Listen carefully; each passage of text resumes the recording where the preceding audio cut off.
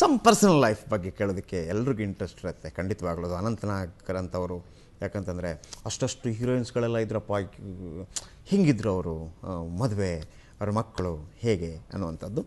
ಜೊತೆಗೆ ಸಾಕಷ್ಟು ದೊಡ್ಡ ದೊಡ್ಡ ನಟರ ಜೊತೆ, ಕನ್ನಡದ ಮಹಾನ್ ನಟರ ಜೊತೆ ಎಲ್ಲ ನಟಿಸಿದ್ದಾರೆ. ಆ ಎಕ್ಸ್ಪೀರಿಯನ್ಸ್ ಕೂಡ ಹೇಗಿತ್ತು ಅನ್ನುವಂಥದ್ದು. ವಿಶೇಷವಾಗಿ ಮೊದಲಿಗೆ ಕಾಮನಬಿಲ್ಲು ಚಿತ್ರದಲ್ಲಿ ಡಾಕ್ಟರ್ ರಾಜ್ಕುಮಾರ್ ಅವರ ಜೊತೆ ಅನಂತ್ ನಾಗ್ ಅವರು ನಡೆಸಿದಂಥ ಒಂದು ದೃಶ್ಯ ಬನ್ನಿ ನೋಡೋಣ. ಹಾಕ್ತಾ ಇದ್ದಾಳೆ. ನಾನು ಯಾವಾಗಲೂ ಪ್ರೀತಿ ತುಂಬಿದ ಅವಳ ಕಣ್ಣುಗಳು ನೋಡ್ತಾ ಇದ್ದೆ ಹೊರತು ಕಷ್ಟದ ಕಣ್ಣೀರು ಅವಳು ಹರಿದಿದ್ದ ಸೀರೆ ಸೆರಗನ್ನ ನಾನು ನೋಡಿರ್ಲಿಲ್ಲ. ಸುತ್ತಮುತ್ತ ಇರೋ ಬಡವರನ್ನ ಕಂಡು ನಾನು ಮರಗ್ತಾ ಇದ್ದೆ ಹೊರತು ನಮ್ಮ ಮನೇಲಿ ತುಂಬಿರೋ ದರಿದ್ರನ ನಾನು ಕಂಡಿರ್ಲಿಲ್ಲ. ತಪ್ಪು ಮಾಡ್ಬಿಟ್ಟೆ ಚಂದ್ರು. ಸೂರಿ, ಪ್ರತಿಯೊಂದು ಒಂದು ದೃಷ್ಟಿಯಲ್ಲಿ ಸಿನಿಮಾದಲ್ಲಿ ಹೆಂಗಿತ್ತು ಪಾತ್ರಗಳು ನನಗೆ ಬೇಕಾಗಿಲ್ಲ. ಐ ಮೀನ್ ಅದು ಎಲ್ಲ ಜಡ್ಜ್ ಮಾಡಿದ್ದಾರೆ ಜನಗಳು ಯಾವತ್ತ. ಬಟ್ ನಿಮ್ಮದು ಮತ್ತು ರಾಜ್ಕುಮಾರ್ ಅವರ ಸಂಬಂಧ ಹೇಗಿತ್ತು ಸರ್? ಅಂದರೆ ಹೆಂಗೆ ಮಾತಾಡ್ತಿದ್ರಿ ನೀವು? I am very curious. ಆತ್ಮೀಯರಾಗಿದ್ದರು.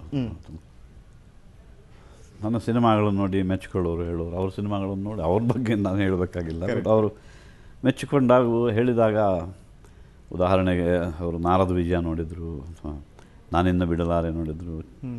ಈ ಚಿತ್ರಗಳು ನೋಡಿ ಅವರು ಹೇಳಿದ ತುಂಬ ಚೆನ್ನಾಗಿ ಮಾಡ್ತೀರಿ, ನಾನು ನಿಮ್ಮ ಫ್ಯಾನು ಅಂದಾಗ ಒಂದು ಸರ್ಟಿಫಿಕೇಟ್ ಕೊಟ್ಟ ರಾಜ್ಕುಮಾರ್ ಅವರು ನಿಮ್ಮನ್ನು, ನಾನು ನಿಮ್ಮ ಫ್ಯಾನ್ ಅಂತೇಳಿ. Wow, great. ಓಕೆ, ಸರ್ಟಿಫಿಕೇಟ್ ಕೊಟ್ಟಂಗೆ ಅದು. Yes, definitely sir. ಆಮೇಲೆ ಅದರಲ್ಲೂ ಅವ್ರ ಜೊತೆ ಭಕ್ತ ಪ್ರಹ್ಲಾದ ಮಾಡುವಾಗಲೂ ಕೂಡ ಅದರಲ್ಲಿ ನಾರದನ್ ಪಾರ್ಟ್ ಅವರು ಕೇಳ್ಕೊಂಡಿದ್ರು.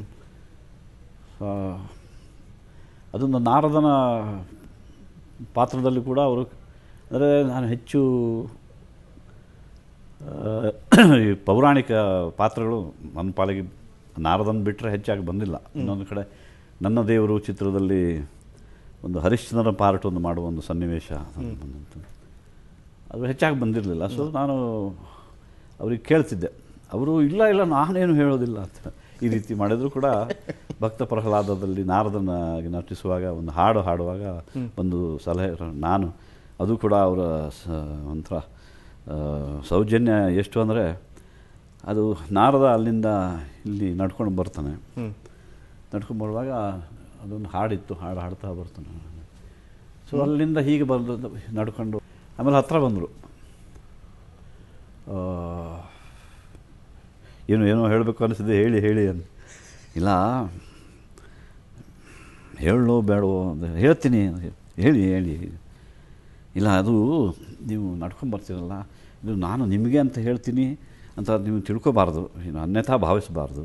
ಆದರೆ ನಾನು ನಾರದನ ಪಾತ್ರ ಮಾಡುವಾಗ ನಮ್ಮ ಅಪ್ಪಾಜಿಯವರು ಒಂದು ಸಲ ನನಗೆ ಕೊಟ್ಟ ಸಲಹೆ ನಿಮಗೆ ನಾನು ಕೊಡ್ಬೋದೆ ಅಂತ ಹೇಳಿ ಒಂದು ಸಲಹೆ ಕೊಟ್ಟು, ಅಂದರೆ ನಾರದ ಬರುವಾಗ ಅಲ್ಲಲ್ಲಿ ಸುಮ್ಮನೆ ನಡ್ಕೊಂಡು ಬರೋದಕ್ಕಿಂತ ಇಲ್ಲೊಂದು ಪ್ರದಕ್ಷಿಣೆ, ಅಲ್ಲೊಂದು ಪ್ರದಕ್ಷಿಣೆ, ಇಲ್ಲೊಂದು ಪ್ರದಕ್ಷಿಣೆ ಥರ ಮಾಡ್ಕೊಂಬಂದರೆ ಆತನಿಗೆ ಹರಿ ಎಲ್ಲ ಕಡೆ ಕಾಣ್ತಾನೆ. ಅದಕ್ಕಾಗಿ ಹಾಗೆ ಬಂದಂಥ ಅರ್ಥವೂ ಆಗ್ತದೆ, ಅದು ಹೆಚ್ಚು ಚಂದವೂ ಕಾಣ್ತದೆ ಅಂತ. ಅದು ಅನುಭವ ನನಗಿನ್ನೂ ಮನಸ್ಸಿನಲ್ಲಿ ಇಟ್ಸ್ ಸ್ಟಿಲ್ ದೇರ್. ಅಂದರೆ ಅದು ಸಲಹೆ ಕೊಡೋದಕ್ಕಿಂತ ಅದಕ್ಕೆ ಪೀಠಿಗೆ ಹಾಕಿದ್ದು ಆತು ನೋಡಿ. ಖಂಡಿತವಾಗಿ ಅಷ್ಟೇ. ಬಟ್ ಒಳಗಡೆ is very soft person, very emotional, very his sense of loyalty all is tremendous.